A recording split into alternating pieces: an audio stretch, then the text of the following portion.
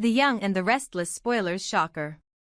Nikki Newman's birthday celebration had all the hallmarks of a grand event, a candlelit entryway draped in white rose petals.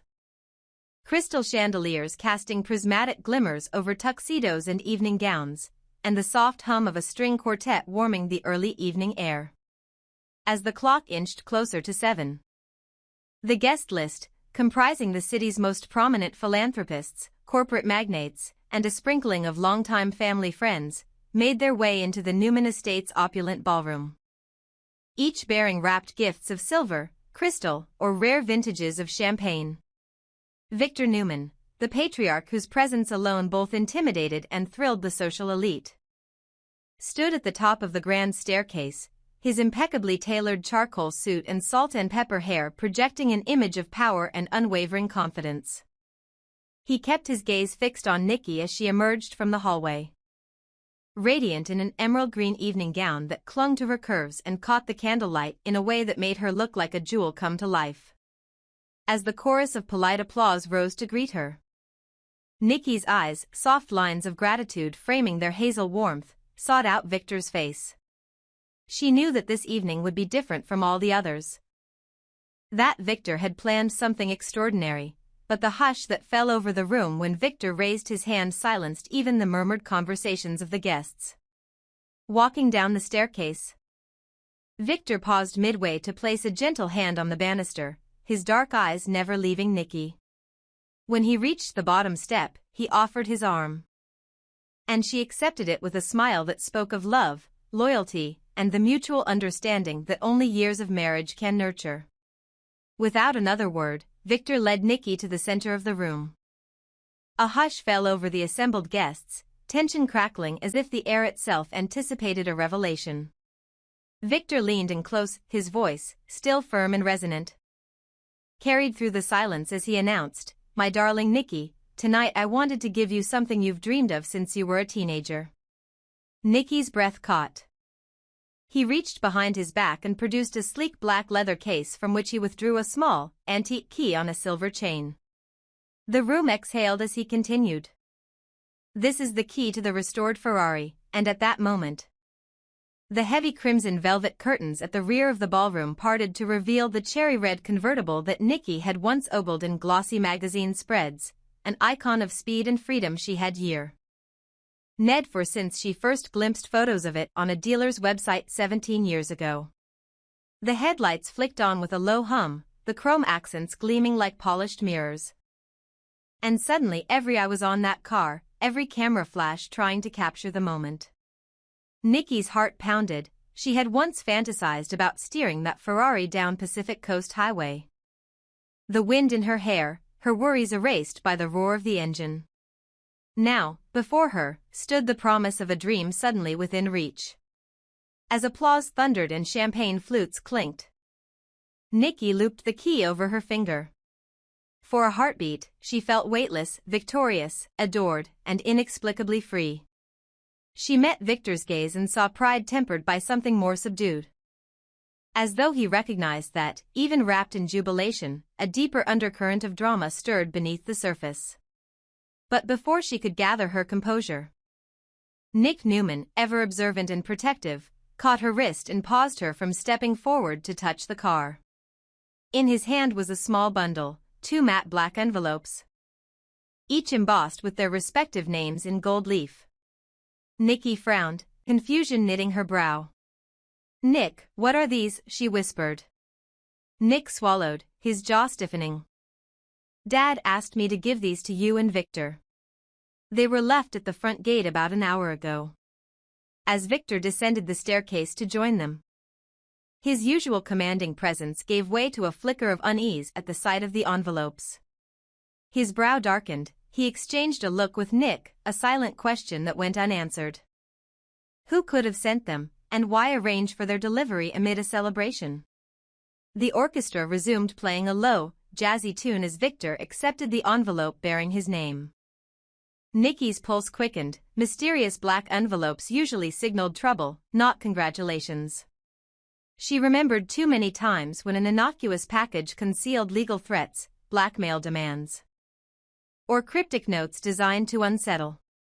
With wedding anniversaries, custody disputes, and corporate takeovers always looming in Newman Enterprises' orbit. Any hint of clandestine activity set her nerves on edge.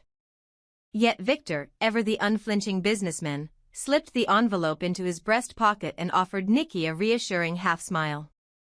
"We'll open them later," he said calmly, although his hand tightened around the envelope as if bracing for unseen forces. Nikki nodded, but even as she reached forward to embrace her father-in-law, her mind raced with apprehensive possibilities. Behind her, conversations buzzed anew. Some of the guests leaned forward, curious. A few whispered rumors of a potential takeover bid or scandal threatening the Newman fortune. Meanwhile, Nick placed his hand gently on his sister Victoria's arm, subtly signaling for discretion. It was as though the envelopes had cast a sudden shadow over the room, momentarily eclipsing the triumph of the restored Ferrari and Nikki's infectious excitement. Victor, unwilling to dilute the joy of his wife's moment, raised a glass, crystal wine that caught the chandelier's glow, declaring, "Tonight, this party is for my wife. We'll talk about everything else another time." As the guests, reassured by Victor's command, returned their focus to Nikki, dancing with her father on the polished marble floor. Exchanging congratulatory smiles with close friends, Nikki tried to banish the dark envelopes from her thoughts. She slid into the driver's seat of her beloved new toy with Nick by her side. The smell of leather upholstery and fresh motor oil intoxicating in a way that almost shielded her from unease. Victor's eyes followed them. But that mysterious envelope weighed heavily in his pocket as though carrying a secret that could upend the evening. Nikki, adrenaline coursing through her veins, reared back on the steering wheel. Ready to rev the engine, ready to let her hair fly down the winding roads, yet at that moment, a new tension gripped her, the knowledge that, for every dream Victor made real tonight, that envelope might hold a nightmare waiting to be unleashed. Back in the ballroom, the lights dimmed further, and a towering chocolate fountain, circling with strawberries, marshmallows, and pineapple spears, beckoned the guests, creating a sweet tableau against the lingering threat of the envelopes. Underneath the laughter and clinking glasses, Nikki's thoughts returned again to Flynn Dumas and the rumors circling that he might be more than just a friendly face.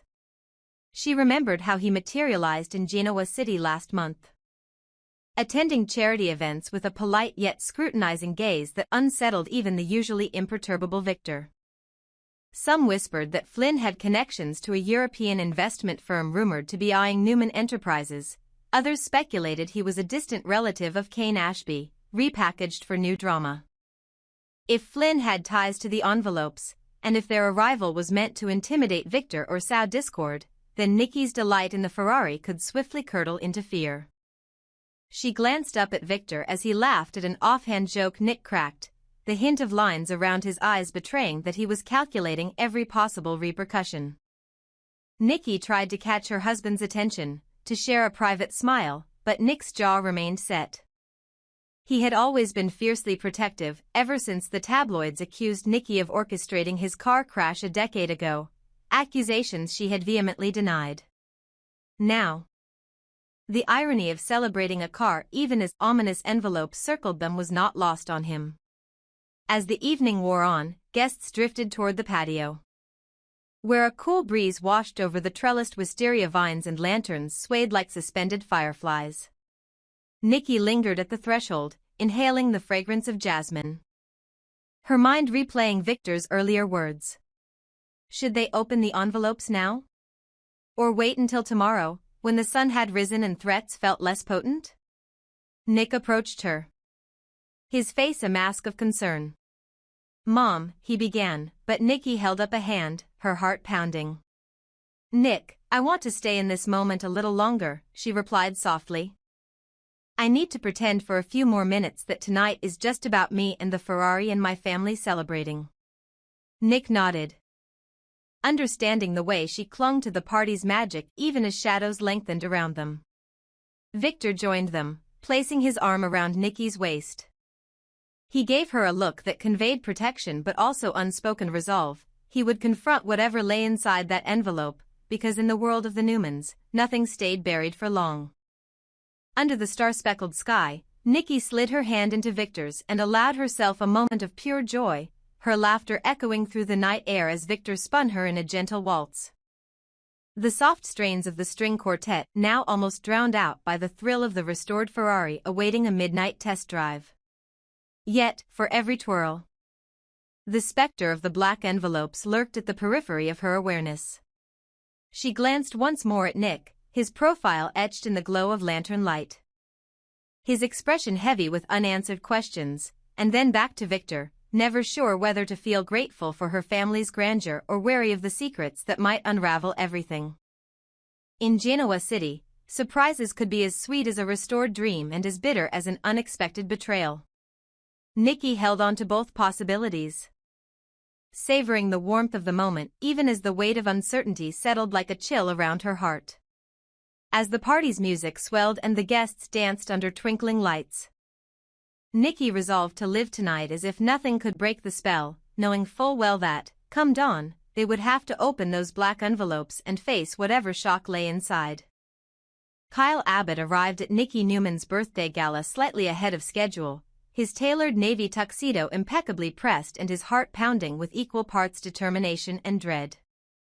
He had rehearsed the lines in his head all afternoon, over and over, wondering if a public display of commitment might finally pierce through Victor Newman's notoriously impenetrable armor. He knew Victor viewed him, Kyle Abbott, scion of the Abbott pharmaceutical dynasty, as something of an upstart, a young man who had never quite earned the kind of respect Newman commanded. Tonight, however, Kyle hoped to change the narrative, and he planned to do it by asking Claire Grace Newman to marry him in front of everyone in that glittering ballroom. Before Claire or any of the other guests arrived, Kyle slipped into a secluded alcove near the grand staircase. He spotted his sister Victoria that instant, her red gown flowing like liquid silk as she approached with that wary yet supportive look he'd grown accustomed to. "How are you feeling about tonight?" she asked, her emerald eyes reflecting a mixture of pride and concern. Kyle forced a wry smile. "Realistic," he confessed. "I know Dad's mind is set against me.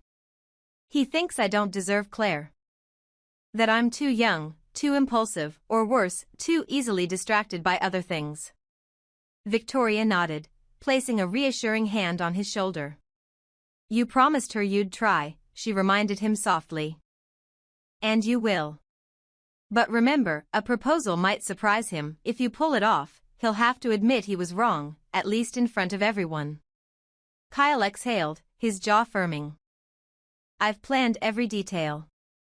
When the time is right, I'll ask Claire to dance. When the band softens the tempo, I'll guide her to the center of the floor and kneel. There, in the glow of hundreds of eyes, I'll tell Victor that I intend to make Claire mine forever." Victoria's lips curved into a gentle smile. "Good. Own that moment, Kyle. If anyone deserves to see you win, it's Claire." As guests began to arrive, the ballroom buzzed with anticipation.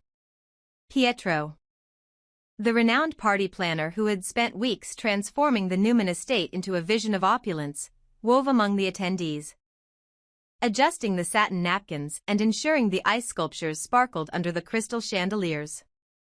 Claire slipped in moments later, breathtaking in a midnight blue sequined gown that traced the lines of her silhouette like a celestial river. Her cheeks flushed a soft rose when she saw Kyle, and he offered a nod so subtle that only she might have noticed. "Save that dance for me," he whispered, his voice steady despite the storm raging inside him. Claire returned the nod, her eyes shining with trust and affection, but she stole a quick glance at her father, Victor, who stood at the foot of the stairs like a silent sentinel. His expression was inscrutable, an unreadable mask that made Kyle's stomach clench the way it always did when Newman's gaze fell upon him. Nikki stood beside Victor, beaming at her husband's gift of a restored Ferrari, which sat parked on the lawn just outside the French doors, its cherry red paint catching the glow of the party lights. As Nikki gushes over the car's sleek lines and growling engine, Victor's attention split between his wife's delight and the subtle tension between Kyle and Claire. For Kyle, this was both comfort and torment. The spectacle of Newman's wealth and generosity contrasted sharply with the notion that his own love, something intangible and heartfelt, might not be deemed worthy of that same generosity. When Nikki finally paused to call Kyle and Claire over for a toast, Kyle's pulse flared. He raised his glass of champagne to his lips, willing himself to stay calm, to remember why he was here. Not for a fleeting moment of admiration, but for a lifelong vow. A hush rippled across the room when Nikki tapped her glass with a silver-handled couteau. "Thank you all for being here," she began. Her voice warm but commanding. "Tonight is about family, and reminding ourselves that, no matter our wealth or our power, our greatest gifts are each other." The crowd applauded politely. And as Nikki gestured toward the dance floor, the band seamlessly launched into a slow waltz. Kyle took a measured step forward. He reached for Claire's hand, his gaze imploring her to follow. Heart-thumping, he guided her to the polished marble floor, where the soft glow of candlelight created an almost surreal intimacy, as if the rest of the party existed only at the edges of a dream. Victor's dark eyes tracked their movement, and Kyle could feel the moment of truth approaching like a tidal wave. When the violin's melody soared to a tender crescendo, Kyle gently lifted Claire's hand to his lips before dropping to one knee. A collective gasp echoed through the ballroom. The whispered rustle of silk and the hushed murmur of astonished voices made Kyle's pulse thunder in his ears, but he steadied himself, carrying Claire's unblinking gaze as his anchor. He rose to one knee and held out a simple sapphire ring, Claire's birthstone, gleaming like a promise. "Claire," he began, his voice firm yet layered with emotion, "from the first moment I saw you, I knew you were the only person I wanted by my side. I know your father doubts me, I know he thinks I'm not enough. But I promise you this, I will spend every day proving that I am worthy of your love, your loyalty, and your trust. Will you marry me?" Claire's breath caught, her hand flying to her mouth as tears flickered in her eyes. Around them, friends leaned forward.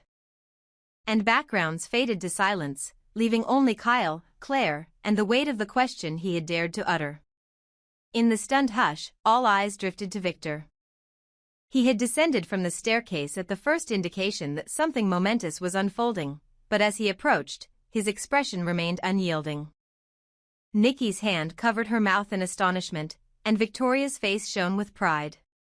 Victor's gaze shifted to Claire, his daughter, her radiant face illuminated by love and vulnerability.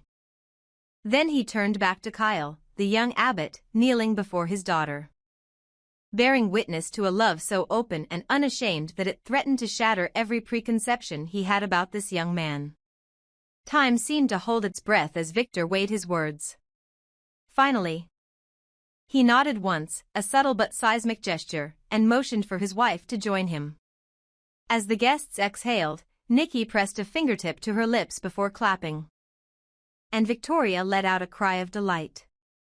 Claire's tears spilled over as she nodded vehemently and threw herself into Kyle's arms, hugging him as if to merge their very souls. Kyle could hardly focus on the ring slipping onto her finger, he was too busy relishing the moment, the acceptance. The thrill of watching Victor's statuesque composure crack just enough to allow a glimmer of pride, perhaps even affection. Later, in the afterglow of applause and celebratory cheers, Victor found Kyle by the gilded bar, holding a glass of vintage scotch. Victor's gaze was no longer cold, rather, it bore a grudging respect. "You understood my daughter well enough to risk everything," Victor said quietly, clinking his glass against Kyle's. "I can't say you have my blessing, because I still need to see you build your life before I'm completely convinced, but I will say this, tonight, you earned a place at her side." Kyle exhaled, a warmth spreading through his chest that had nothing to do with the alcohol. He nodded respectfully, "Thank you, Mr. Newman. I won't let you, or Claire, down." Victor studied him for another moment, then offered a faint smile. "We'll see. But for tonight, enjoy what you've accomplished." As the party began to wind down, guests drifting toward the patio to sample late-night hors d'oeuvres and whisper about next season's boardroom battles, Kyle and Claire slipped away to the garage. The restored Ferrari purred quietly, its engine warm from Victor's midnight joyride. Kyle opened the door for Claire and helped her into the passenger seat. She looked at him with a tender glow, her hand finding his across the gearshift. "You did it," she whispered. He smiled, pressing a kiss to her temple. "We did it," he corrected, leaning back to admire her face in the soft dome light. Outside, the moon cast silvery shadows across the driveway, and Kyle felt an unfamiliar sense of calm wash over him. For once, he wasn't fighting for acceptance, he was celebrating something he had earned by standing on his own 2 feet. As he slid behind the wheel and turned the key, the engine's roar seemed to echo the promise of a new beginning, one in which Claire would stand beside him not out of obligation or pity, but out of love freely given and freely returned. In that moment, nothing else in Genoa City mattered except the woman beside him and the bright future they had just claimed, together, against every expectation.